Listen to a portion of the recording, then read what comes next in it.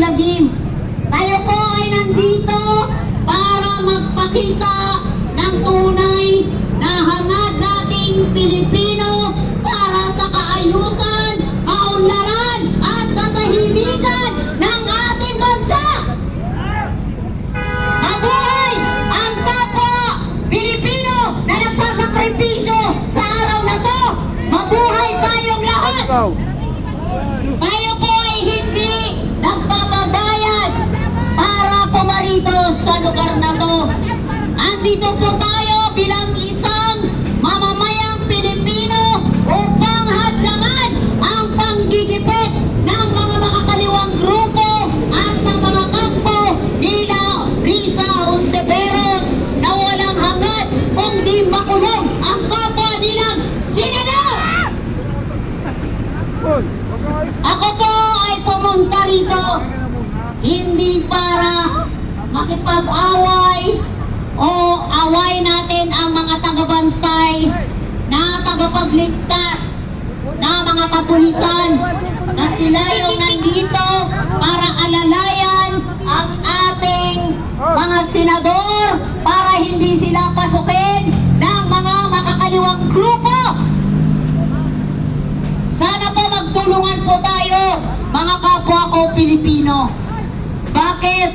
Masyado na tayong subsob, pudpud ng ating mga paa at kamay. Dahil sa laban na to, kung patuloy naman itong mga kabila na walang hangad, kundi ibagsak ang kapwa nilang Pilipino. Saan kayo makakita na ang isang Trillanes ay may bitbit na papel, na kuno, na papel na galing sa ICC?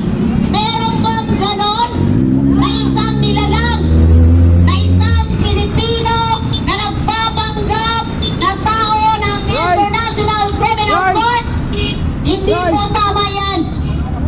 Sa mga kapwa naming Pilipino na patuloy na lumalaban against Vice President Inday Sara, sana po matauhan po kayo dahil hindi po kami nandito para po sumalungat sa kaayusan, kapayapaan at katahimikan ng ating bansa.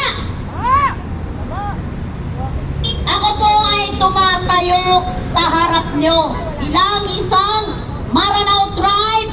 Galing po ako sa Llano del Sur. Part po yan ng Bangsamoro Autonomous Region and Muslim Mindanao. Gusto ko po kayong i-update sa kasalukuyan na nangyayari sa aming lugar. Parte po yan ng Bangsamoro.